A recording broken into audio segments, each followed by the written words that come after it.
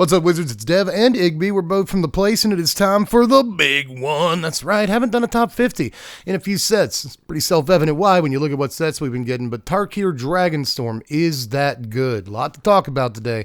Let's go ahead and get to it. And I'm your favorite Magic Channel's favorite Magic Channel. Best believe that the professor go bananas for my deck tech. The boy has drooled all over me. Fun fact, by the way, Igby is the drooliest kitty in the house, but that's okay. It makes me love him even more. He's a sweet little munchkin. He's a sweet boy. He's a good man. But anyway, we are back. Real quick, just going to allow me 10 seconds here. Make sure you hit the button shaped like a thumb. It helps me out in some intangible way. You can sub to the sandwich, which means channel, in case you don't know the secret code. You can also throw $1 in the Patreon pot if you really feel like it. You don't have to, but I do work pretty hard on this, which is crazy considering what it is.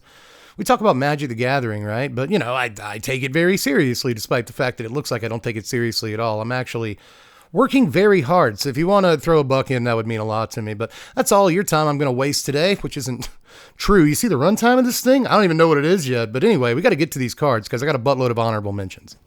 I know. Look, I was going to try to stick to like one or maybe even three at the most, but it turned out that one of my honorable mention entries was just like 4 different cards. So with that in mind, I guess HM1 is ridiculous dragon stuff, I guess we'll call it. Now, most of these look pretty decent in Commander at least, but even there, it's pretty narrow application. You're going to put it in your one dragon deck and resolve the card once or twice in your life and never again. Yeah, that's why stuff like Call of the Spirit Dragons exists. You know, you get all excited about it. Maybe it's in his top 10 cards. No, this is an honorable mention all day. Same thing with Storm Scale Dragon, you know, like that's probably the best pun name I've seen in a while, and that's saying something.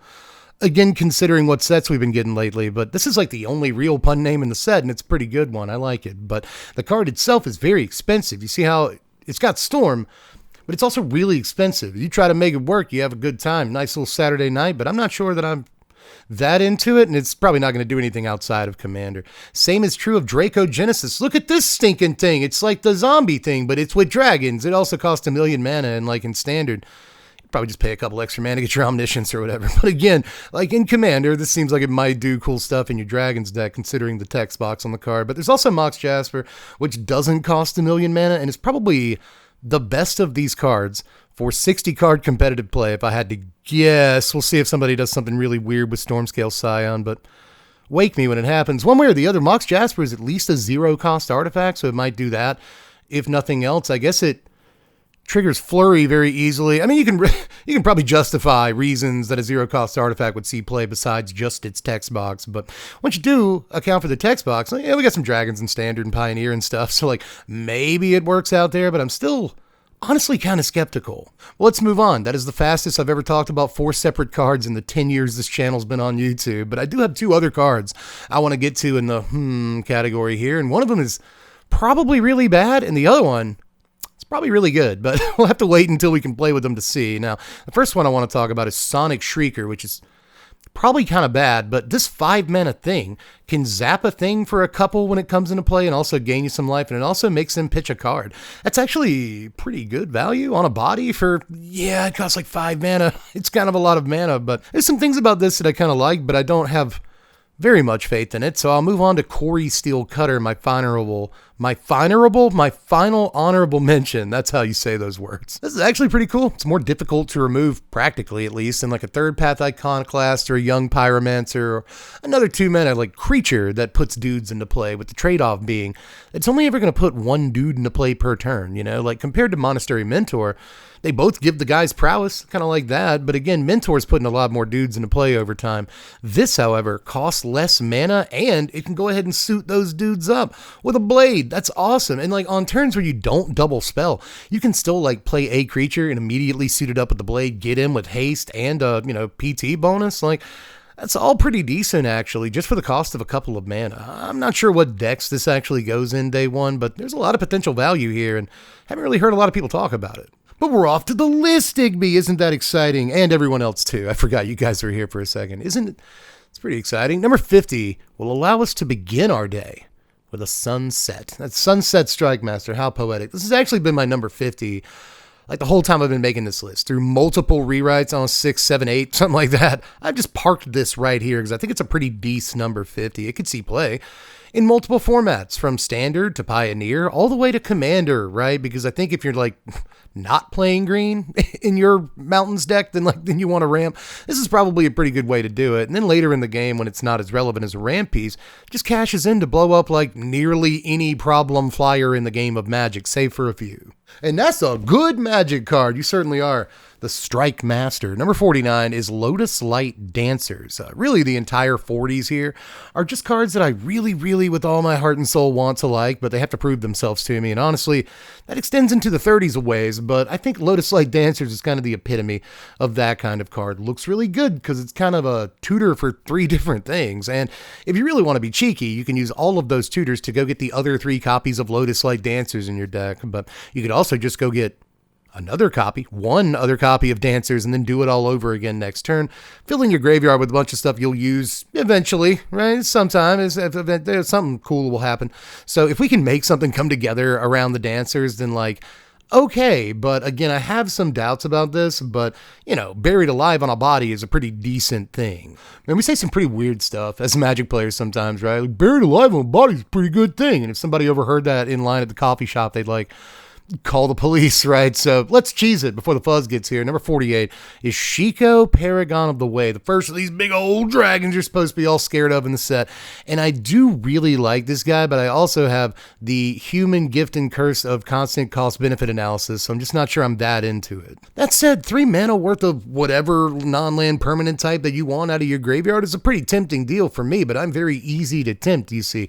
My weakness is not necessarily a card's strength, but obviously when you start looking at some of the lines and you get like a temporary lockdown out of your graveyard when you play this, and it starts looking okay. Now, my number 47 is Felithar, Dawn of the Abzan. This actually looks like a really neat commander to brew around, for me at least. I like sacrifice shenanigans and stuff, so that's mostly why it's on the list, is it looks like one of the commanders I might actually order and build something for. But at the same time, in standard, I may not be convinced that this is a great card, but I could easily be. Now, my number 46 is Nature's Rhythm. Here's the thing, it's on the list. I recently talked to my buddy Power Dragon about all the cards from the set we think are kind of overrated, and this made my list. But that does not mean that I think that it's not playable in standard, especially in Elves, which has had a couple of pretty decent cards up till recently, things like Genesis Wave that it could use to its advantage, but has not had this, and it also hasn't had another card we'll talk about, 40 spots from now or something. We'll get to it, but this is another really good inclusion, it looks like at least, for an Elves deck. And that said, there may be plenty of other combo decks that just want to get a couple of key creatures into place that can take advantage of a spell like this. And one last thing, by the way, have you ever tried to actually dance to Nature's Rhythm? It's just a bunch of clicks and whistles. It's actually my personal favorite joke in the entire video. I should let you know. But number 45 is Jeskai Revelation. Initial reports are kind of in. I've already talked a good bit about this card this previous season and how good I think it might end up being. But we just had the early access event, and everyone that played this card and got to talk about it talked about how backbreaking it was when they cast it. And even better, it sometimes tends to draw into second copies of itself, which is really crazy when you get to cast it turn over turn. But again, that first iteration of it is game breaking enough because it can absolutely wreck a combat step and put you up on cards, and permanents on the table for that matter, which is just absolutely, again, game changing. Right? Almost no matter when you cast it. Obviously, the downside is that it costs 7 mana, but in a control-y deck, they really don't mind waiting until they have that much mana to, win the game. And this card is going to effectively do that a lot of the time when you cast it. We'll move on to number 44 here, which is Lysid Prowler. I'm not sure if I'm pronouncing that correctly, but this is yet another green 4-mana 5/5 with not only no downside, but unbelievable upside, right? Like, some of the times this is going to put, 8 +1/+1 counters on a creature. That's probably enough, but other times it's going to come into play and mill you like 5 or 6 cards, which is also ridiculous depending on what you're trying to do in your deck. And we've got these Aftermath Analyst decks, these Lumra decks, just decks that want to pitch a bunch of lands into their yard and then get all them lands back. And this, somewhere in between those 2 game actions, can be absolutely ridiculous. We'll move on to number 43 here. I had to check what number we were on. I knew it was going to be Zergo. I knew this entry was Zergo. I just forgot exactly. Where are we numerically? Zergo was actually the first deck that the patrons picked this season. It should be the next video that we release, as a matter of fact. We're going to do Mardu Mobilize, and Zergo's a big part of that. But, you know, Zergo might not just be good in Standard. This is another, like, pretty tempting commander to play, especially for the Mardu color combination, man. You can cram in, like, Mayhem Devil and Judith and Elisol Core and Blood Artist and all that kind of stuff. This is a pretty decent dude. He's also a really aggressive commander as well, and works interestingly in the 99 of decks like Ishin Two Heavens is one, right? So just kind of a lot that you can do with this guy. I'm still not, even after having playtested Mardu Mobilize for a week now, I'm still not sure that this is the best card in the Mobilize deck. As a matter of fact, it's probably like the 4th best card in the Mobilize deck, but it's still here, and it's still got a decent little stat line. Can't be cut down, can't be nowhere to run, can't be bolted. So not a terrible creature, pretty stout, great text box, and Mobilize 2 is always going to be good. But let's Zerg go from number 43 to number 42. That's my least favorite joke in the video, personally, I think. I'm just making these up as I go along. Number 42 is Severance Priest here. Yeah, all the way up here, man. I think that some people would actually put it even higher on their potential list, because this is Thought Not Seer, but I would actually say that it's not Thought Not Seer. So you shouldn't think it's Thought Not Seer, because it's not. You see the bit I'm trying to do here. I just can't pull it together one way or the other. This is very close to a card like that. You know, they never actually get their card back, which is the real draw of this. Like, sure, if you take a 5-mana card out of their hand, they'll eventually get a 5/5, and you got to deal with that. But you got ways of dealing with it. Don't worry about it. It's not a big deal. What you did get was the card that they built their entire deck around, or the one that would otherwise win them the game, or the one that's really good against you in the matchup. So you're going to be happy to take their 4-mana guy. Who cares about the 4/4? Cross that bridge when you get to it, pal. This just takes their best card out of their hand, and they never, ever, ever get it again, and that is a huge deal. But my number 41 is another Abzan 3-drop. We are 9 spots in on this list, and a full third of it so far has been Abzan 3-drops. I don't know what that means, but this time it's Skirmish Rhino, and I think some people are going to be like, wait, buddy, you just put this ahead of Severance Priest, and yeah, I kind of did. When you look at the lines in Standard right now, let's assume you're the Abzan player, and you are up against Gruul Mice. It is certainly going to be a rough spot for you on turn 3. So which of these 2 cards would you rather play in order to not die on your next turn against Mice? And it's probably going to be Skirmish Rhino, like 99 times out of 100, right? This is going to gain you a little bit of life. It's got that extra point of toughness, so it can't be bolted, blocks a little bit better. And honestly, the ETP trigger is better than it might look. We could put together a little deck right now with the Evil Weevil, the Beetle from Ether Drift that kind of seems like a Siege Rhino. And we can just have like an all rhinos that aren't actually Siege Rhino deck in Standard, and all of those cards come in and zap your opponent, gain you a little bit of life back. So that seems like a fun little mid-range pile to play and hopefully drain the opponent out. But if you can't drain them out, you get to attack with huge dudes. You know, this is not a bad stat line for 3 mana, and honestly, the Trample is a little bit sneaky. You don't think it's going to be great on a 3/4, but it's going to be good in this format with a bunch of little 1/1 tokens from like Fountain Port and stuff like that, not to mention little dudes in Mice when you're on the attack. So I don't know, man. There's a lot that I really, really like about this card, and I kind of do think it lines up better than people might think. But my number 40 is a concession to my audience. It's Flamehold Grappler here.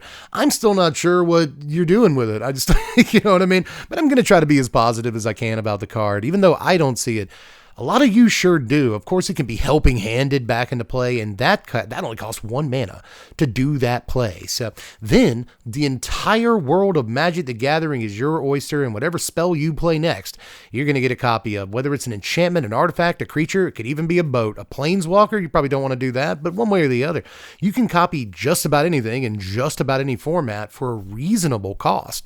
Well, once you get your Flamehold Grappler on the table, and there's lots of ways to do it well before turn 3, 4, 5, whatever. So I still think, though, that there's going to be plenty of lines where you do draw this on, like, you know, turn 6, whatever. Like, you've got other cards in your hand and you've got like 5, 6 mana available.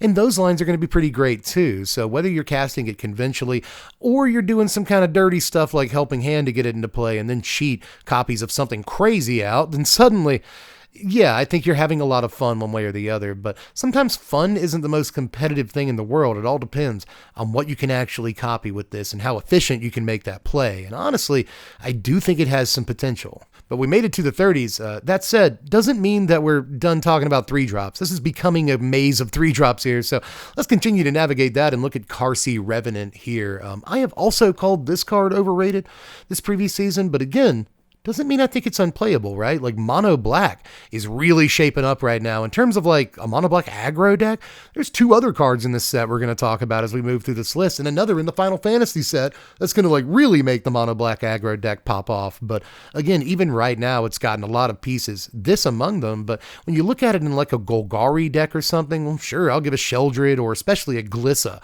all these keyword abilities. That seems incredible. But, you know, black-white, I'll give a Biza or an Overlord of the Mistmoors these keyword abilities. That seems more than okay. You know, in like blue-black, right, I can give an Enduring Curiosity these abilities, and suddenly I've got a hard to block Enduring Curiosity, and that seems like a headache. So this could go well in a bunch of decks, whether you're pitching it to discard or actually casting the card yourself, milling it into your graveyard, which both green and blue have lots of ways of doing, and for that matter, black. You know, Overlord of the Baelmerk puts this into your yard. You got a real decision. Do I put this back in my hand and play it on turn 3, or do I leave it in my yard and suit something else up with these keyword abilities? And so there's a lot of potential playability on this card, and I didn't mean to badmouth it too much. I don't love that it dies to Nowhere to Run and bolts and stuff like that. Like pretty played removal spells, you know, like removal spells that see a ton of work will kill this card, but I guess it's not that big of a deal because as soon as it's dead, it kind of comes back, or at least its abilities do. But I promise number 38 is the last 3-drop for a while. It's Rediscover the Way. You guys need to rediscover this card. I feel like a lot of people aren't really paying like any attention to this season, and it's actually very good. I don't know if you've... Let's read it again. So on the first couple of chapters, you get an Anticipate effect, which is Stock Up. It's like a slow version of Stock Up. And if you're not aware, Stock Up is a super duper played card, even all the way back to Legacy. Did you know that? Stock Up has seen a ton of played, even though it just came out a set or 2 ago. But one way or the other, this is kind of a slow-ish stock up effect, and I kind of really like that, considering the second turn that you get the effect, you've got all your mana untapped, you can do whatever you want to with it. And the third thing that it does, also great if you got some dudes out, but honestly, just the first 2 chapters I'm kind of into, especially given the fact that it's an enchantment on the table. It can be returned to your hand and played again. It can be sacrificed to various effects. It's just an enchantment, so it triggers Eerie. There's just a lot to just being an enchantment in the first place in Standard right now, so I like that about it. But the fact that it's going to give you the best out of your top 3 2 turns in a row, I think a lot of people aren't sort of understanding how potentially extremely ridiculously good that actually is. And yeah, I'll put as many superlatives on a card as I want to. Number 38 is Herd Heirloom, which also deserves a fair amount of superlatives, man. It's just a 2-mana rock in Standard, and we just don't get a whole lot of those these days. You know, we get a lot of dorks, creatures that can be bolted or cut down or whatever, who cares, you know, but we don't get a whole lot of Iron Crags, and this is even better than an Iron Crag in a lot of ways. It produces, you know, not colorless mana. That's great. And it's also not legendary, which is a huge deal. Not only that, but like sometimes it just like gets a dude through and like draws cards and stuff. So what does this not do actually for a 2-mana rock? I'm not saying that in your commander decks it's going to like always replace Arcane Signet now or anything like that. I mean, it's restricted to creatures, right? But in Standard, Pioneer, and again, even Commander, and even maybe some other formats, I think that we could probably find some use for a card like this. Now, my number 36 is, to say the least, a personal favorite. I don't know how many lists this is going to land on for a lot of people, but this one's my list. I get to put whatever cards I want to on there. So for number 36, I'm going to just throw Shocking Sharpshooter up on screen right now, but honestly, I don't think it's that shocking for a lot of people that watch my channel. This is an Impact Trimmers on legs. It's got human legs on an Impact Trimmers, which should be like frightening, freakish, but I think it's the most adorable thing in the world. I'm going to order like 7 copies of these, throw them in my commander decks, baby. Like, this isn't quite an Impact Trimmers, and it isn't quite like a Corpse Knight either, you know. It doesn't hit each opponent. It only hits one opponent, but, you know, go back to Standard for a second, and suddenly that means that it commits a crime. If you want to commit a bunch of crimes, we say the weirdest stuff, dude. Like, it's amazing that any Magic the Gathering YouTuber gets any AdSense money ever, because we just have to be like, well, this thing kills a dude and you can commit a crime. It's like, YouTube has no idea what's going on with its channels. But anyway, yeah, it commits a crime. I probably should have just left it at that. That's good mechanically, but still, man, this is just going to be a line of text that I pop for every single time I see it. And now we have like 12 Impact Trimmers effects to play in Standard, so you know I'm going to be there. Number 35 is Surak Elusive Hunter. I fell in love with this card when a control player in my chat was like, I hate this card. And I was like, well, that kind of makes me like it a little bit more. sorry, player in my chat. But honestly, anytime a control player absolutely hates a card, that tells me something snuggly about this guy. So yeah, making sure that your dudes don't get countered or whatever, or at least he doesn't get countered, that's very sexy. But apart from that, being able to like draw cards whenever they want to do stuff about your guys, even if they want to counter your guys, you get to draw cards. Like, you are probably winning the card advantage race against any control deck, unless they're playing specifically sweepers. But if they're trying to go like lay down arms, get lost, single target removal, spot removal, point and click that guy, then you're drawing a million cards. And even if you're trying to resolve dudes and they don't want you to do that, again, you're still drawing cards, and half the battle, or really 80-something% of the battle against control deck, is drawing more cards, and this will really help you do that at honestly a pretty decent rate, all things considered. Apart from that, it's just good to see Surak back, and this time he's cracked. Dax Shepard? Is that a guy? Is that a celebrity? I feel like I've heard that name. Either way, he's an Idiocracy. That's where I know that name from. Anyway, it's cracked. Dax, wouldn't it be wild if Dax Shepard was watching this? Anyway, it's probably not. One way or the other. One way or the other. The next thing that I want to, see, this is a list. So there's other cards on it. Number 34 is Death Begets Life here. This is a commander pick. That's the thing with these lists, is that like other channels might have the brains, the intelligence to do separate lists depending on what format they want to talk about. Like, oh, these are the best cards for standard. These are the best cards for commander. But when I do a top 50, it's just like all the formats get in here, and like, this one's basically just commander, but it's such a powerful commander card, I think, that it has to make the list somewhere, right? A one-sided sweeper that also draws you, I don't know how many cards. I feel like you have to have a Reliquary Tower out to actually benefit from this card, right? But this is a one-sided sweeper that also doesn't just take out creatures, man. Like, it takes out a couple of different things. That's a lot of stuff on the table. And also you draw like a double grip. I mean, you draw like 15 off of this like pretty easily. So I kind of don't care that it costs, what does it cost? Like 30 mana? Something like that. Number 33 is Teval. The Arbiter of Woe, I think his name is. Hope I got that right. But this dude looks pretty tempting too, man. And this time I'm even easier to tempt. This is even smellier, more delicious cheese than the last giant dragon we looked at, man. My spells are basically free. That's pretty good. But then you get to the part where it's going to kill you. The card's just going to kill you. So that takes it from like number 2 in the entire set to 33.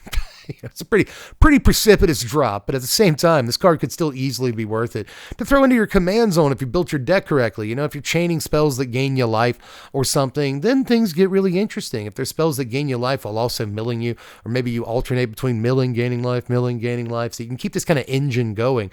And again, just like not only draw, but play half your deck in one turn, then yeah, we could see a really powerful commander here. But there's a lot that has to go right, and you probably have to put a lot of like, not the best cards in the world into your deck, so we'll see. I don't even put him completely out of seeing standard play, but again, if I really had to pick one format, EDH is obviously where I'm taking this dude. And I call him this dude because I really don't want to try to pronounce his name again. It's tough. Very awkward sounding name here, but I guess it does anagram to valet.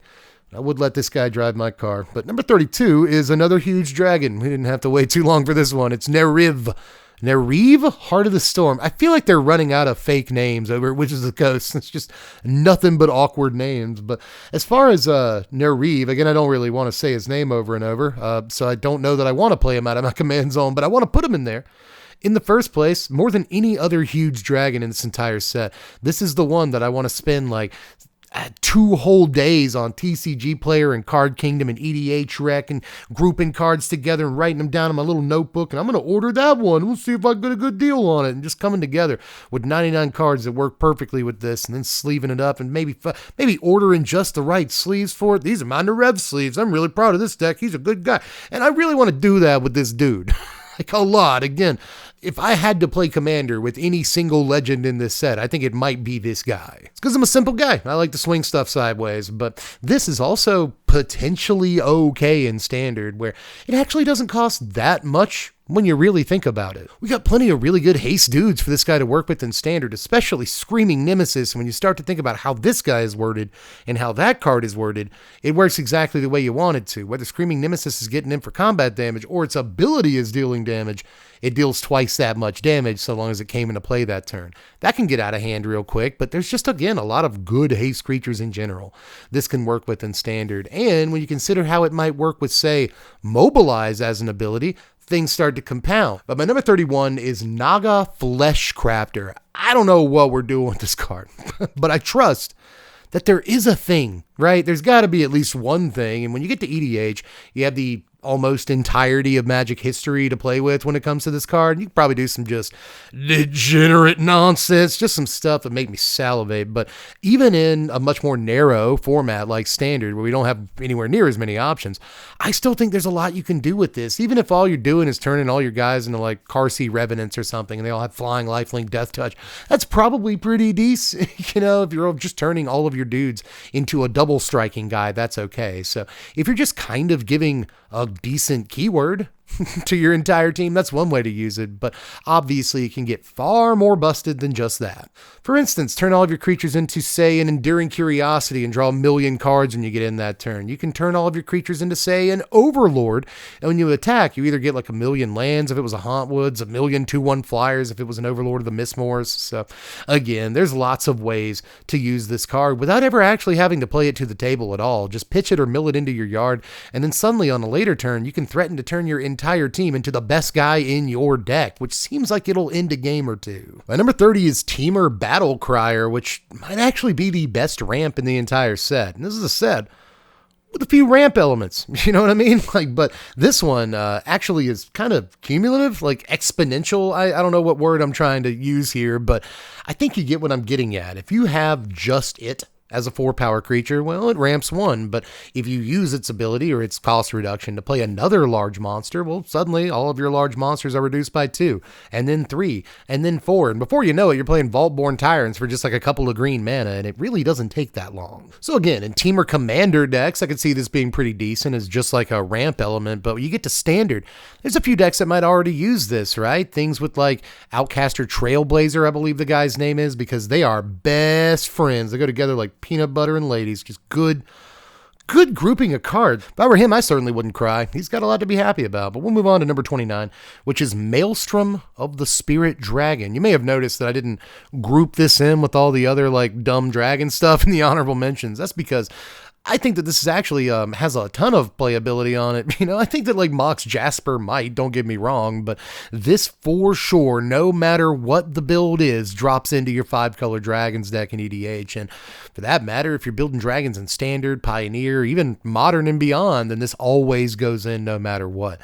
It's not quite Cavern of Souls or anything, and if you just want to look at it as a upgraded Secluded Courtyard, that's fine, but upgraded Secluded Courtyard's very, very good. You know, you don't have to be Cavern of Souls to be a really ridiculous Magic card. And once you get to the right point in the game, I'll say this, Cavern of Souls can't tutor up the best dragon in your deck, and this certainly can. So, again, whether you're playing EDH or you're playing some sort of Typal Dragons deck in a 60-card format, I think this card's going to see a lot of play before it's all said and done. My number 28 is Rot Curse Rakshasa. Now, this is probably just a standard playable card. Maybe Pioneer and perhaps even Modern, but I kind of doubt that. As far as Pioneer goes, I could see a lot of reasons to play it, but in Standard, again, that mono black aggro deck is looking better by the day, dude. But this does so much. Not only is it a 2-mana 5/5 trample, so like it's kind of a black ball lightning, which is pretty crazy just in and of itself. But, you know, if you have like ways to bring it back from your graveyard, like say again, Helping Hand and other like unearth effects, that's not too bad. But if you don't want to attack with it yet, that's fine. It can mount like, or it can saddle mounts. Don't say it can mount stuff. That sounds weird. It can saddle mounts. It can crew vehicles. It can just sit around looking pretty and have a large power toughness because there's a few cards in Standard that care specifically about you having a creature with power 4 or greater. This is a 2-drop with 5 power, so it'll definitely trigger all of those starting on the next turn or whatever. So even if you never put this on the table and you just pitch it or mill it into your yard or something, well, it can give you alpha strike later in the game just by making all of your opponent's creatures unable to block. Even if you don't alpha on that turn, it sort of protects from any potential crackback because your opponent is going to have to really think about what creatures they actually attack with, given that they're all decayed now. Great looking card here. You may have noticed I stopped giving you downsides to cards so often, and that's because I think these last few don't have quite as many. We're getting into some really good stuff now. Like my number 27, which is All Out Assault. Now, I'm not going to pretend this is the most standard playable card in the world. I've been building Mardu Mobilize for a week.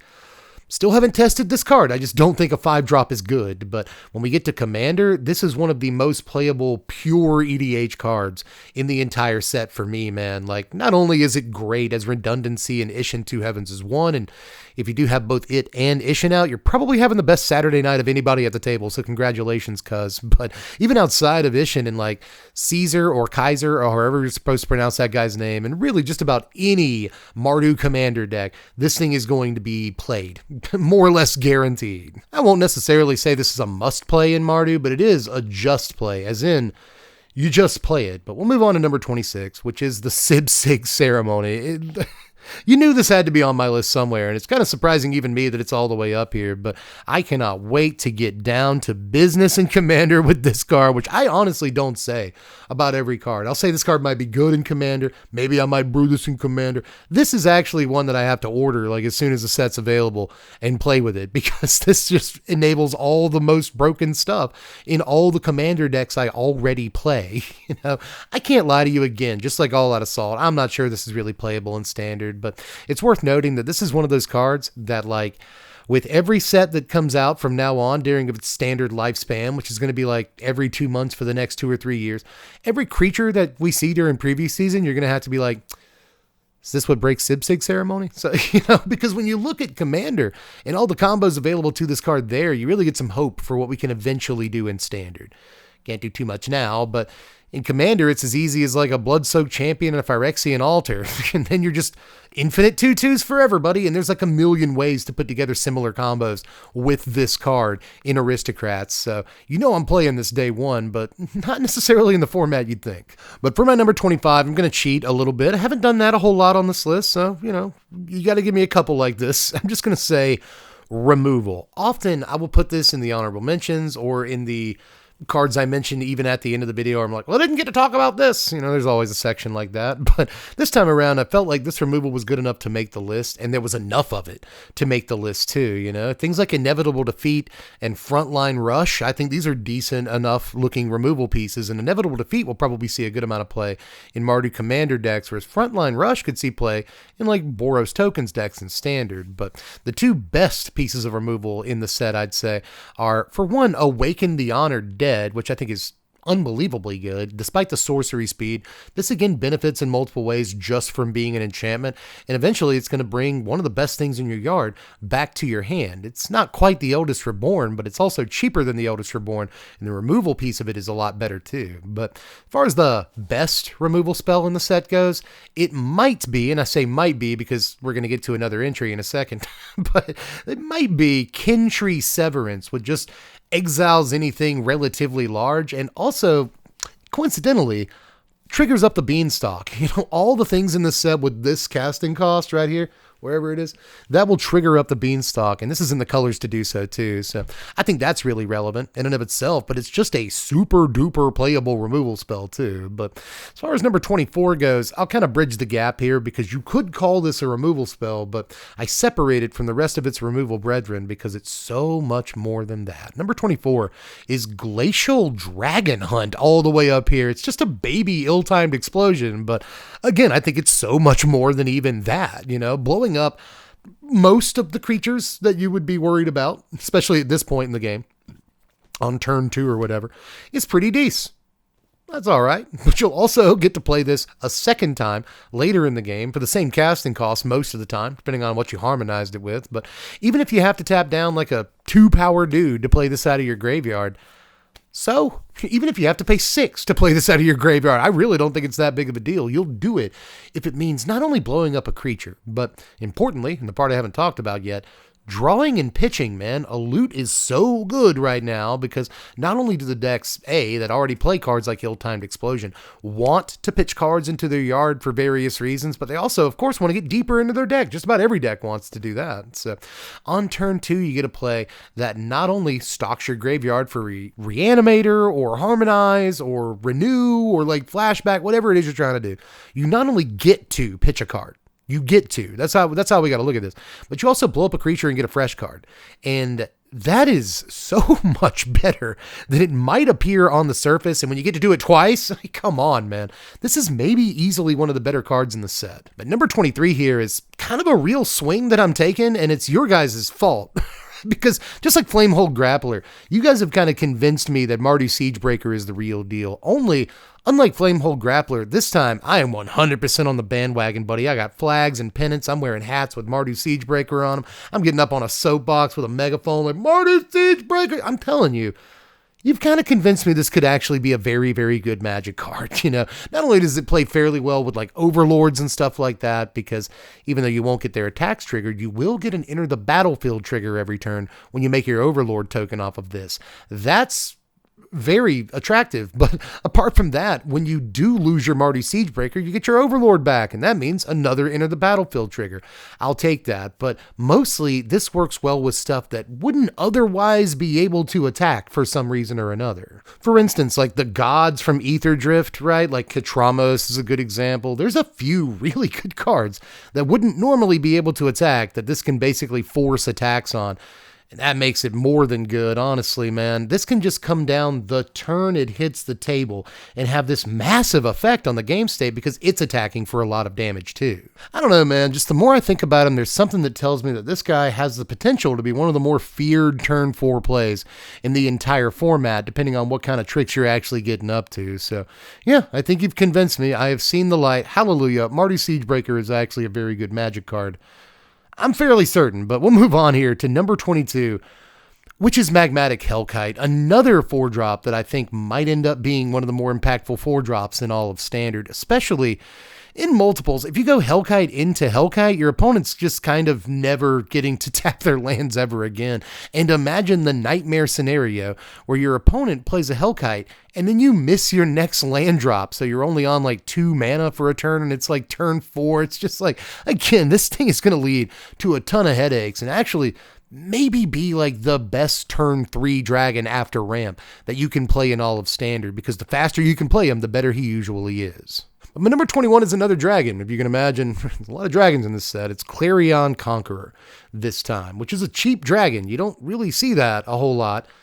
Good playable dragon at 3 mana. Again, I don't know how many times I'm going to get the chance to ever say that on this channel, so that's worth pointing out. But obviously, if you built your deck accordingly, this could be a great main deck EDH card, or even a sideboard Standard card, depending on what we're doing in this format. So a lot I like about this, man. I don't love the restrictions it puts on your own deck building, which is kind of what's holding it back a little bit on the list, but that's the only even tiny downside I can think of. You know, it's got the right creature type, especially for that casting cost, and it's the kind of stacks card you really like to see in white. At least as a player who plays white. If you don't play white, you kind of hate to see these things. But for number 20, let's cheat a little bit again. It's Sieges this time, and I don't even want to talk about every single siege in the set, although I do think most of them look really, really good. You know, Golgari got a siege that only costs 2 mana and works like really, really well in +1/+1 counter decks.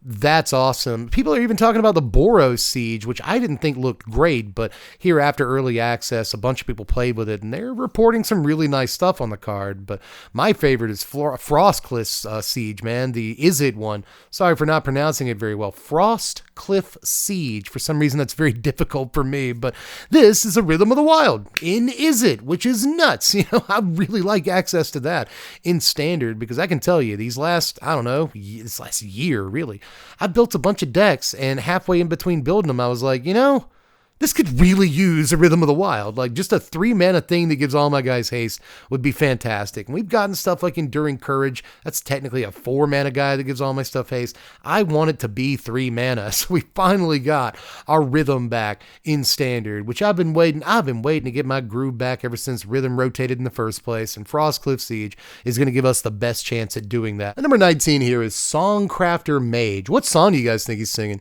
For some reason, I always picture it's Semi-Charmed Life. I don't know why. It kind of looks like he's doing the dude parts, but again, not sure why that is. But one way or the other, this card is good, right?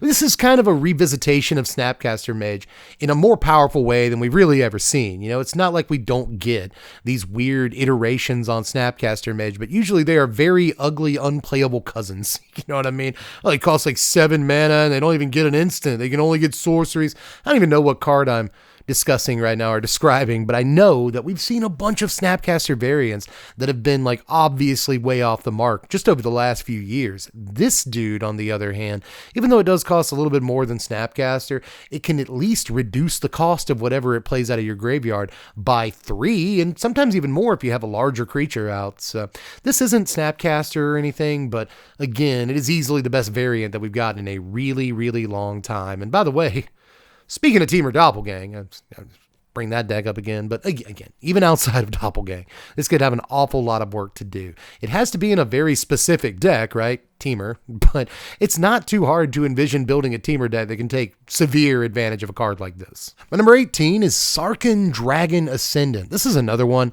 that's kind of narrow, you know, it's only going to be good in Dragons decks, but I think that more than any other card in the entire set, this is the card that could make Dragons playable in Standard, right? You get a 2 mana, look at it this way. Once you're finished reading the card, you kind of get a 2 mana 3/3 flyer that can also then be even larger than that in subsequent turns. But yeah, you get a 2 mana 3/3 flyer that puts a treasure into play. Is that not the best 2-drop creature of all time? So long as you're playing dragons, that's the best possible 2-drop you could play in the game of Magic, man. Just a 2-drop that Ramsey was already kind of okay in the first place, but this one can go well above its own rate in terms of stats. It can get flying. That's incredible. It's just like so many insane things about this guy, and they knew that dragons needed a more than playable 2-drop. It needs a couple of playable 2-drops, but Tarkir is the 2-drop that deck has been dreaming of since literally 1993. So finally got it. We're going to be doing a lot of this in Standard and perhaps even Pioneer, where we got even more cool dragons we can play. Perhaps even Modern. I don't know what I'm talking about, but it could be. Either way, in Standard and possibly even the 5-color Dragons EDH deck, this is going to see play, I was going to say forever, but until it rotates in Standard. This could be, again, more than any other card, the card that makes dragons real. Now, my number 17 is Winter Night Stories. Don't punch me in the face, because I think that this is probably way higher up my list, and it's going to be on a lot of other, especially content creators' lists. I just have not heard that much talk about this card, and it really, really confuses me, because I actually think it's one of the better card draw pieces that we've seen in multiple sets going kind of a long way back, and that's having just gotten stock up in a set, right? I think that this is way, way better than it looks. Yeah, I don't think it's like Treasure Cruise or anything, but still, drawing this many cards for a single blue mana without really having to put that much work into it is a great Magic card. And honestly, I'll go all the way and say, like, even if you have to pay 5 mana for this in the late game at sorcery speed, just to see more cards, there are plenty of situations where control players will be more than happy to do that. So I like this, not just in control decks, but obviously in decks that play a fair number of creatures. I think this could be a busted little card draw spell, and I want you to know it exists. This is probably more than just about any other card on this list. This is one where I'm going to ask you to trust me. For example, 2 words, Aborinoculus. That got your attention. Seemed like a pretty good card in Oculus. Anyway, I'm going to move on to an even better card draw spell. That's right. I really do think Winter Night Stories is one of the better card draw spells we've gotten in many, many sets, but I still think there might be one better. That's Rakshasa's Bargain over here at 16. This is like an instant speed stock up. You know, you lose a card in terms of what you actually look at, but you still get the best 2 from the top 4, and you do it all for just 3 mana at instant speed, which is a crazy rate, but if that weren't enough, it also triggers up the Beanstalk because it has this funky casting cost and it's in the colors that you want to be playing if you're in beans in the first place, green, right? So I think this is going to see a ton of standard play and maybe even beyond. But my number 15 is another card that'll get you cards at instant speed. It is Auroral Procession, just an instant speed regrowth. I don't know why that took 30 plus years to print at this mana value, but we finally got it, man. Just 2 mana in your Simic deck to get anything back at any time during your opponent's end step. Sure. Oh, are they coming in for combat and you want to get back like a removal spell? Go for it. It's totally fine. Just a ridiculous magic card that's going to put the Sunfall back in your hand in Bant or the Day of Judgment or whatever. Sweepers getting put back in your hand is a big deal with this card, but it's also going to get you back your win conditions and your card draw spells so you can get more looks. Just a crazy card to exist for basically any control deck that can play it. I'm really excited that we have it, not just in standard, but there's another one that I think we'll see a fair amount of EDH play before it's all said and done, because Regrowth is a pretty popular card in that format. So now that you get to play 2, and one of them you get to play whenever you want, it's just really, really strong.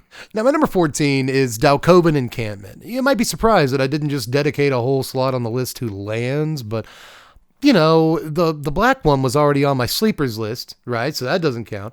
And then I actually kind of don't love the green or red runs that much. So that leaves the white and blue ones, and they're great, especially Dalkovan Encampment. You know, well, especially Mistrise Village. We'll get to that one in a minute, but Dalkovan Encampment definitely gets a pretty high spot up on my list, man. Not necessarily a creature land, sure, but that's actually kind of good, you know? If they blow up your creature land, well, there it goes. It's gone forever. This thing instead makes 2 dudes every single turn, which would be good for a number of reasons. Maybe you have an impact trimmers or some other kind of effect that cares about dudes coming into play.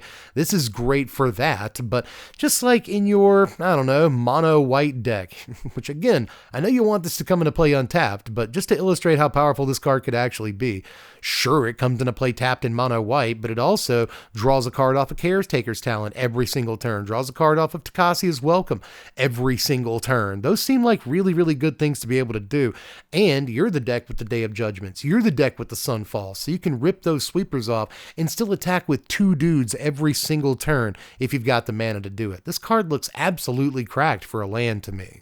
But my number 13 is the last time I'm going to have to cheat on this whole list, so that's good. This time it's just regents, but all of these, or at least most of them, look unbelievably powerful, like so crazy strong to me, man. All of these have an omen on one side and a dude on the other side. Now, as far as like, I guess how I want to order these, I think I'll put the green one, Bloomvine Regent, at 3, I think, but this one basically casts like a Cultivate or something, or Kadama's Reach, that only gets forests on its omen half, and that's kind of good enough, but later on in the game, it's just a huge flyer that gains you life. Sick. I'll take it.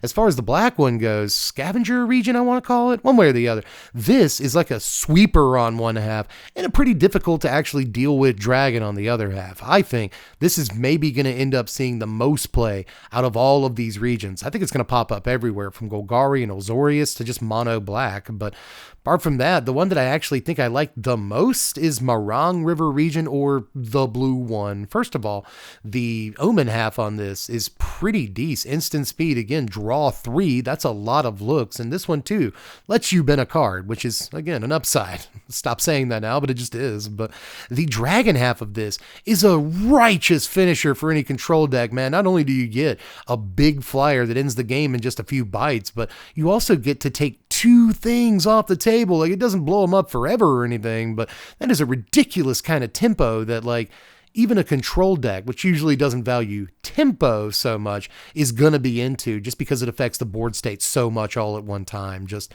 pretty crazy looking magic card here. Just occurred to me that I wasn't looking at the camera for like most of that.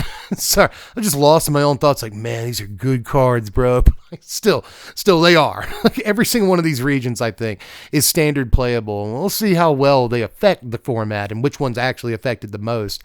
Again, I think that black one is crazy. It's just, that one's going to go in like every deck with swamps, but all of these are very, very powerful. But that said, we're going to move on to number 12 here, which is Sinkhole Surveyor. Speaking of black flyers, right, like this is the other card for mono black aggro that I think might be really, really powerful. It's either like a pseudo Bitter Blossom or a Dreadhorde Invasion, you know, a thing that's going to put a card in, or a token into play every single turn for you. That's pretty good. Or, and this is kind of the thing I think we need to talk about more with this card, it grows so quickly. Like, it's only 2 mana for what could effectively be, a 2/4 flyer the first time it gets in for combat damage. So on turn 3, 2/4 flyer, effectively. On turn 4, 3/5. On turn 4, 4/6 flyer. So, on turn 5, 4/6 flyers. So I actually think that this could grow in a way that a lot of players are not ready for, like a Ledger Shredder, for instance, and this is really reminiscent of that kind of card. I think this is instantly at least the second best black 2-drop to play in Standard right now, at least in an aggro deck, so that's saying a good bit. There just aren't a lot of 2-drops that have the ability to completely run away with the game by themselves, and I actually think this one does, if you're not careful, so be on the lookout for it. But number 11, the honorable mention for the top 10 this time, is Dragonback Assault. Look, I couldn't help myself. I was trying to stay away from giant 6-mana enchantments that don't do a whole lot the turn they enter the table, you know what I mean? But this one at least does something. You get a little sweeper effect the turn that you play it. But 6-mana enchantments have been burning me as of late. I think they're going to be great, then they're just kind of not. So I'm attempting to learn that lesson. But when it comes to Assault, it's just way too good, man. This is just a new Rampaging Balos for Temur Landfall decks, and there's a fair number of Temur Landfall decks. So in EDH, this looks great. In Standard, I don't think it's as good, right? But I still think this is a fairly playable Magic card, depending on the build, depending on what Standard looks like, depending on Temur Doppelgang, depending on Temur Ramp, depending on blah, blah. There's a lot to this card, and it could go in various landfall builds. We could even see a 5-color landfall build. And am I going to Christmas Land here? I think I might be, but the fact remains that this is probably the single best, just commander card in the set. You know what I mean? There's Sib Sig Ceremony, there's Nariv Heart of the Storm. There are definitely cards I want to play in Commander, but as far as the ones that I think that everyone is excited about and are actually good Magic cards, I think that this is probably the single best one. But number 10, everybody, we made it to the top 10, hand in hand. Congratulations. This time, it's Craterhoof Behemoth. We got to put some respect on his name, mostly because he threatened to eat me, and he will. He's eaten me before. I've been killed by this card more than I have been by a lot of Magic cards. I've probably lost 30 games to Craterhoof Behemoth, and now we can do that in Standard. So this is probably the day one win con for Elves. Did you ever want Elves to be relevant in Standard again? Well, dust off your behemoths, baby. We can play Elf Ball again. We can go out into the sun and play Elf Ball again. It's a sunny day outside. Put the bases up, and we're going to play some dang old Elf Ball. Hope I'm still good at it, but either way, this might be playable in Standard outside of just Elves as a sort of reanimation target, or again, just ramp into it. We've been doing it for 15, 20 years. You're not above ramping into a Craterhoof Behemoth, and we're probably going to be doing a lot of that. So again, I don't know if this is the most Standard playable card in the world, but I do know that it's Craterhoof Behemoth. I try to avoid reprints and stuff for these lists whenever I can, but this one is way too relevant, and I thought we'd never see it in Standard ever again. Wizards called my bluff, and I gotta hand it to you. But number 9 is Fangkeeper's Familiar. Reminds me of Mystic Snake, so it's my number 9. Mystic Snake is literally one of my favorite Magic cards of all time, and that's coming from the guy that yells about counterspells all the time. I just love me a Mystic Snake, but this is in some ways even better than Mystic Snake. It might not counter all the spells that Mystic Snake can counter, which is nearly all the spells, but this does so much more. It feels like a Tranquil Frillback or, Reclamation Sage, whatever you want to call it. It comes down and it blows up an enchantment some of the time. That's fantastic. But, apart from that, it gains you some life back against aggro and maybe helps you surveil to the sweeper. Just no matter what you're playing against, this card does something good for that matchup. So love the design on this card, man. More than just about any card in the set, I think this could make Sultai playable, or at least some sort of Sultai tempo control mid-range kind of hybrid pretty playable. You look at this alongside cards like Rakshas's Bargain, and it becomes pretty evident that Sultai has a lot of ridiculous play at instant speed, and I'd watch out for it. But speaking of crazy instant speed plays that make you want to just throw your phone across the room, we're going to look at Sun Pearl Kirin here, just when you thought the Esper Pixie deck could not get any more annoying. Actually, It absolutely can, it turns out. Now it has the ability to do all this stuff at instant speed. It could already do that with This Town Ain't Big Enough, right? So it's not like that was completely a foreign concept of that deck, but being able to say, I don't know, block with Pixie or block with Fear of Isolation or something like that, and then play Sun Pearl Kieran after blocks are made, return the Fear of Isolation to your hand. Those are just nasty plays, man, because then you get another Pixie play, another Fear of Isolation play, and you've got a 2-1 flyer out. Fantastic. But again, this can, just like all those other cards, return, Hopeless Nightmare to your hand or something like that. And you play it again and you just punish control decks. And it's just an absolutely stupid card to exist in the first place. We've got a couple like it in Standard right now, and those have proven this can be a real deck. So now that we get one that you can play on their turn, just... Again, man, Esper Pixie might not be the best deck in Standard, but it does maybe have the highest meta share right now, and somehow that share could get even higher. And that kind of makes me wish that there was something that made it to where they can't play spells on my turn, right? I wouldn't have to worry about This Town Ain't Big Enough. I wouldn't have to worry about Sun Pearl Kieran if only I could lock them out completely from playing spells on my turn. Turns out you can. It's a little guy called Voice of Victory. This dude is the real deal, baby. I promise you right now. If there's one thing I've learned from testing Mardu Mobilize, there's actually two things I've learned, and both of those lessons are contained within this top 10, but I promise this isn't recency bias, and it's not just because this is the only deck I've tested. Mardu Mobilize will be far from the only deck that benefits from Voice of Victory, and it's all in this line of text. A 2-mana 1/3 Mobilize 2 is kind of good in and of itself. I'm not going to say that it's not. It attacks somewhat safely on the next turn. All these things are good. Mobilize is great, but after a couple of turns, you're not going to be sending this into combat too much. You're just going to be sitting there like it's an enchantment or something. It's basically got what Teferi Time Raveler's same ability. They just can't play stuff on your turn. And until you play against that, you don't know how extremely irritating it can be. Until you play with it, you don't know how intensely freeing it can be. The freedom of being able to just play your turn, consequence-free, guilt-free. You don't have to factor them into it at all. It's like playing Pokemon or Yu-Gi-Oh! It's a great feeling. I don't know if it is for them, but honestly, effects like this are irritating for a reason. And oftentimes, irritating means good. And in this case, irritating might actually mean too broken. There's lots of ways to get rid of this creature, just not the turn I play it. You know what I'm saying? Once this is actually resolved, they can't do nothing about nothing, much less it. So this thing has just been maybe the best card in the deck that I've been putting it in, but I imagine it's going to be the best deck or the best card in a lot of decks going forward. Forget Blake Shelton. This is The Voice. I haven't watched a season of The Voice in 5 years. It's been a long time.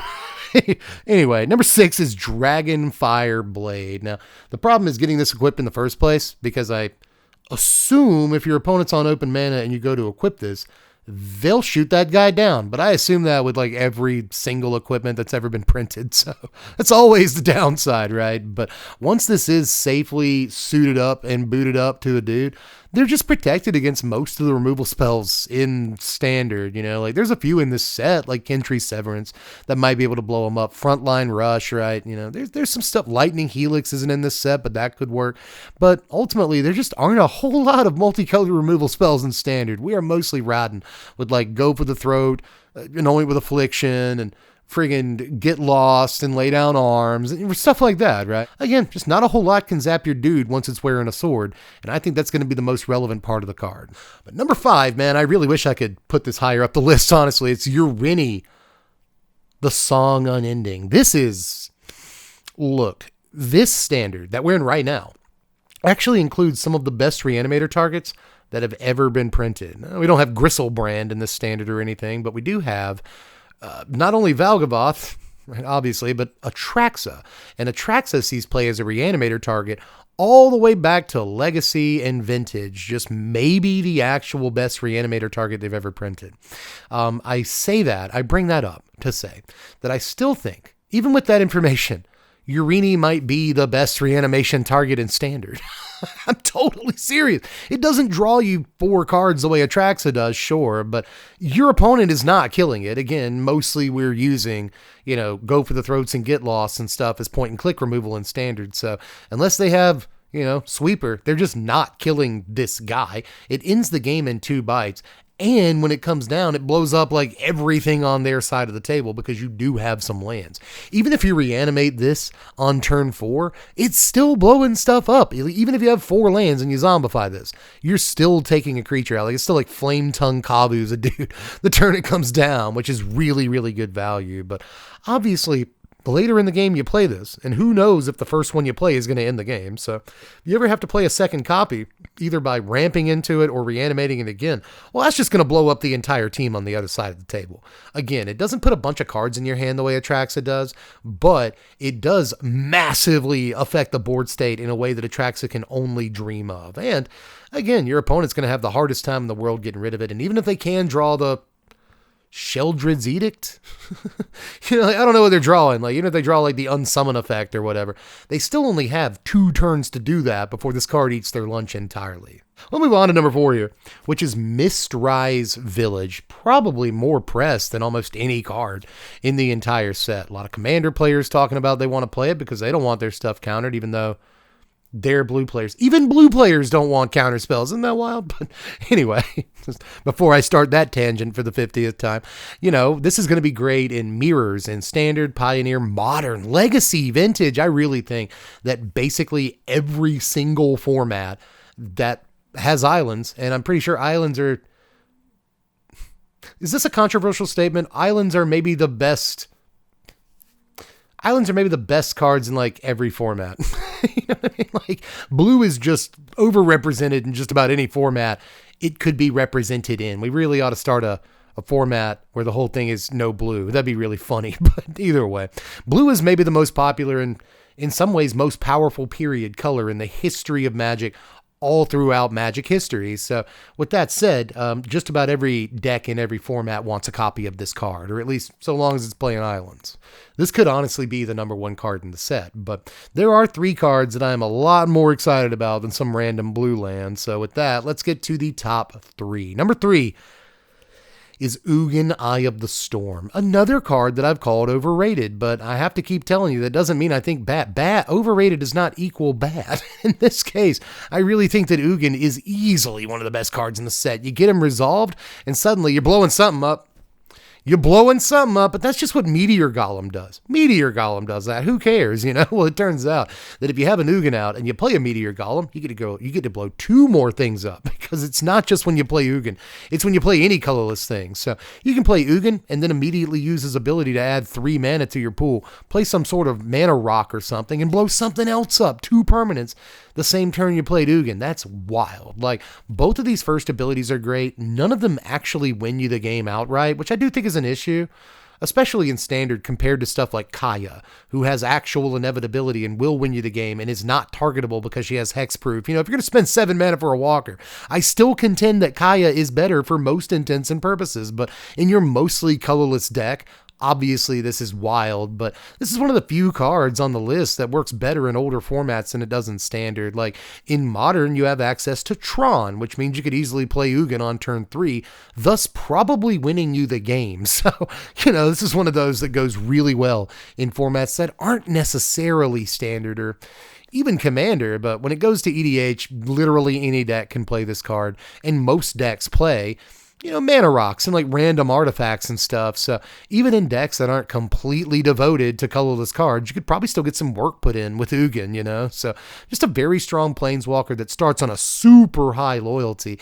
And even though it doesn't necessarily strictly win the game for you, what it does is it peddles in inevitability, In 1v1's 3 life per turn and a drawn card is extreme inevitability. You really need your opponent to be able to do more than a bolt worth of damage if they plan on winning that game, and most of the time they cannot. So, more than a bolt worth of damage per turn.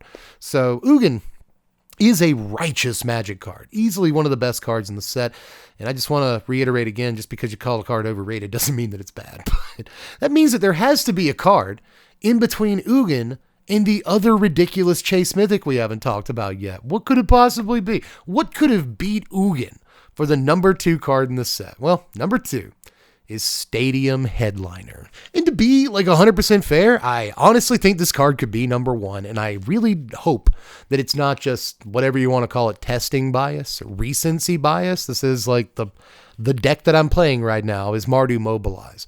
And this is the card that makes that deck. More than Voice of Victory, more than Zergo by a lot. You need this on turn one if you want to have a good time in Mardu Mobilize. But apart from just Mobilize, this goes in everything. This goes in Boros tokens. This goes in goblins. This goes in a lot of mono red decks, even though we still have a lot of decent one drops, you know, especially after rotation and we lose like Swift Spear and stuff. Like this will obviously, you know, be one of the first things that we're looking at. But this goes in so many decks, like anything that wants to go wide, right? This could easily go in. Anything that has some sort of, you know, gets a benefit from creatures coming into play. Boom. You know, this is just a removal spell too. That's kind of on the level of like a Case of the Gateway Express. And the Boros and Jeskai decks leverage that card really, really well right now. So I imagine that having, you know, 4 more copies of a removal spell just like it will allow them to effectively remove all the other removal from their entire deck and just play, you know, Case and this guy, which is actually a huge deal because not a lot of removal spells are also all-star one drops like this dude is, man. I mean, we're not like on the level of Ragavan or anything like that, but this is one of the craziest one drops that I think they printed in a good long time. Just because it's a 1-mana 1/1 or whatever, I think a lot of people are going to look at this like ho-hum, but especially on the play, this can get some really crazy stuff started for you. Good in Aristocrats decks too. I mean, you could sit here and name deck archetypes that this is going to be wild in for like a good 10 minutes or whatever, which means I'm pretty sure it's a very good Magic card, and I'm just talking about Standard. This will go back into Pioneer, and I would not be shocked at all if this was a modern playable card, and honestly, maybe even farther back than that, man. Just what I've seen of this card so far is nuts, but the potential value it has beyond even what I've seen is vast. So yeah, it may not look like much. It may just be like a little one-drop duder to you, but once you actually get out into the world with Stadium Headliner, once that card is let loose from its cage into the same room with you, you will understand exactly how dangerous this little boy is. But you all know what number one is. I haven't talked about it yet, and you probably guessed it was going to be number one from the beginning of the video, and you're right, it's Elspeth. Elspeth Stormslayer is a nutty card that probably should never have been printed in exactly this form. Why did they do that? To sell packs and make money, of course, but they will. They absolutely will, because this card is unbelievable. Why is it here? Why does it exist? The passive is just Anointed Procession, you know, or like Mondrak or whatever. We've seen a few cards like this in Doubling Season, I guess. But like, you know, it's not like this is a completely foreign concept, but having it on a Planeswalker is bananas. It's Gwen Stefani bananas, dude. Like, and that means that its first ability makes 2 tokens, which gets out of hand pretty quickly turn over turn in like 1v1s and stuff. But this is one of the few Planeswalkers that I'm actually really interested in playing in Commander just because it's redundant with Anointed Procession. Like, it's more of this line of text. It was crazy. Why? You know that they printed this specifically to be like a $35 Mythic, and it's probably going to go well beyond that. As a matter of fact, I think this card's like $80 right now the last time I looked. And again, there's a reason for that, man. A Planeswalker Anointed Procession that has 3 really good abilities in every format is going to be playable, to say the least. Sought after for sure, and it's like Standard, even though it does cost 5 mana, I think this is instantly, if not the best 5-drop in Standard, like top 3, you know what I mean? Like, this card is just absolutely stupid. Puts 2 things into play that protect itself the first turn it's in play, meaning that it probably won't get attacked down. But if you're ahead rather than behind, you can just, you know, alpha, just give all your team a huge bonus, fly them in for the turn. Or, you know, if you'd rather your opponent's just sitting on a Sheldred over there or 1 Biza or whatever it is, just shoot that out of the sky and keep your Anointed Procession Planeswalker in play. That'll swing the pendulum your way. So again, whether you're ahead, behind, in the middle, whatever, like, this card's going to do something righteous for you the turn it comes down. So there's nothing negative to say about this card other than the fact that it's probably too powerful. But that is it, ladies and gents. We made it, y'all. That was my entire top 50 for Dragonstorm. And honestly, with the honorable mentions and stuff like that, we probably talked about like 107 cards. It was a lot of cards. You know what I mean? Just a real deal Holyfield of a set right here, man. This is the strongest Magic set that I've seen as a content creator covering new Magic sets in at least a couple of years. It feels like, man, just you don't get one like this every single day. It feels like a bit of a love letter to Magic. And in some cases, like I've already said, kind of a John Deere letter too, you know what I mean? Like, I'm out of here. I'm real Magic, and I am out of here. Have fun with Universes Beyond. But I guess to commemorate that occasion, they gave us a set that feels more Magic the Gathering than any set in a long time. But apart from that, it's actually powerful. They could have just given us like Foundations Part 2, and we'd be like, oh, this feels like Magic. That's pretty good. But no. Foundations was just like an intro core set or whatever. This is a strong set, the likes of which we may not have seen since the last time we went to Tarkir, you know? So just a wild set right here. If there's anything that I didn't mention, well, first of all, it might be on the sleepers list. Did that one the other day, but either way, just let me know down there in the comments section if I missed something like absolutely insane for some reason, because I tried to really get it all in this video, but just in case there's something that like I just completely overlooked, let me know down there. I'm interested in it. But apart from that, I am donezo over this one. I got to get to editing this. I am nowhere near done. I don't know why I'm celebrating. I've still got like 6 hours of editing to do, but either way, guys, just it's your turn. Let me know how you felt about all the goings on and how you feel about the set at large. Apart from that, I'm going to give you one more shout out to hit the thumb button. It's shaped like a thumb. I think they call it the like button. I forget. It's nebulous. It does something entirely intangible for me, but I think it helps in some way or another. Apart from that, sub to the channel. I need more subs. Trying to get to 150K, and we're actually not that far away. Do your part. It would mean a lot. And it's at no cost to you. But if you did want to spend $1 every single month, I usually say, oh, that's an order of fries. That's a soda a month. One soda per month. But honestly, those things cost more than $1 now. So I'm literally the cheapest thing you can buy on the entire market. $1 a month to make this channel better and to support my ability to continue doing the thing that I'm doing. So that would also mean a lot to me. And honestly, it might mean a lot to you too. What if I wasn't doing this anymore? That might suck. I don't know. Some of you might be like, yes. Either way, just if you got it, throw me a buck. But if you don't, I'm just glad that you're here. That means a lot to me too. Either way, I am Dev from the place, and that is all Ski Kowalski. I will catch you cats later. Thanks for watching, Wizards. Spread love and be kind.